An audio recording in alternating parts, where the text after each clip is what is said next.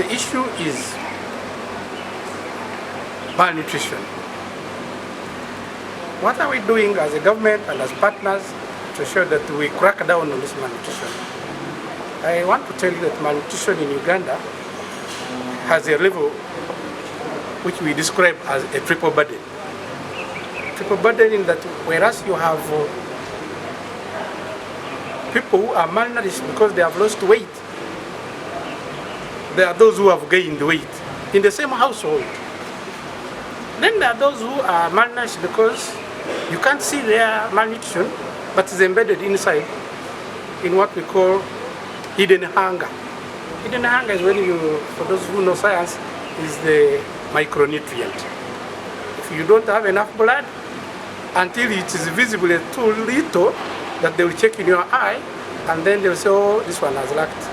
By the time you reach at that point, you've really lost a lot. So the issue of malnutrition should be seen from the triple burden which we have in Uganda. Actually around for example, women. If you sampled 100 women in Uganda, about 23% are overweight. Something that we never thought about last time, previously, many years ago. And yet about 12%, or 12 out of 100, are actually thin.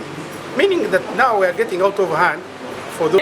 We recommend that these children are fed at least 5 times per day, but you can see that only 51.1% of these babies meet this requirement. Minimum acceptable diet. That means that these babies should be fed at least 5 times in a day. They should be given at least 5 groups of foods in a day and continue breastfeeding. That's how we measure this indicator, and you can see that only 10% of the children meet this requirement.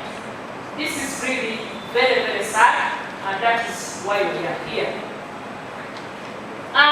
This survey also looked at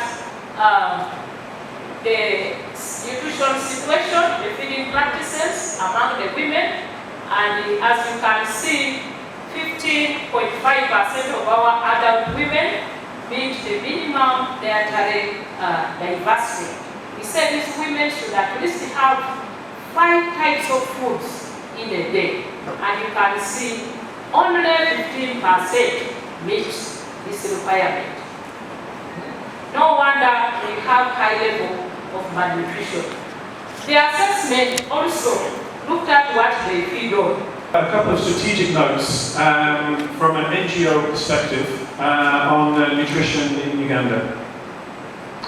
So in Uganda, Action Against Hunger and other NGOs and UN agencies are supporting the implementation of government nutrition policies in both humanitarian and development contexts. Most notably, for the international response, is the Refugee Response Programme, where 1.5 million refugees and their neighbouring host communities are supported with nutrition treatment services and various prevention interventions. As some of you may be aware, in 2016 the government of Uganda assented to the New York Declaration, which laid out a system for a more predictable and comprehensive response to refugees crises around the world. This is known as the Comprehensive Refugee Response Framework, and Uganda is recognised globally for its commitment to and its ability to implement this framework. Now, this response is so admired because of the close collaboration between the governments and the non-government actors who are supporting the immediate needs of refugees with a long-term, systematic approach. So particularly with the health and nutrition programs, all of the activities are delivered and aligned with the National Health Service and the National Health System, and are delivered through government facilities. Commitments, we can continue to make meaningful progress towards reducing malnutrition in Uganda, ensuring that every child has the opportunity to grow, develop, and reach their full potential. I thank you very much, and I wish you fruitful deliberations. When looking at the situation of Uganda, an estimate is that around 80% of the children in Uganda are suffering from child food poverty. This is a staggering number that needs to awake us and calls for action. Uganda has all the skills and tools to address the challenges mentioned. The Ministry of Health and partners have put in place robust policies and guidelines to address malnutrition, reap the gains of improved nutrition, and avert the loss of life. The recently launched maternal, infant, young child and adolescent nutrition guidelines, the integrated management of acute malnutrition guidelines, and the national community health strategy lay down programs and initiatives that can help addressing the malnutrition challenge. But at least the people we have at all our health facilities have nutrition expertise, so they can teach the communities, especially when mothers show up with stunted children.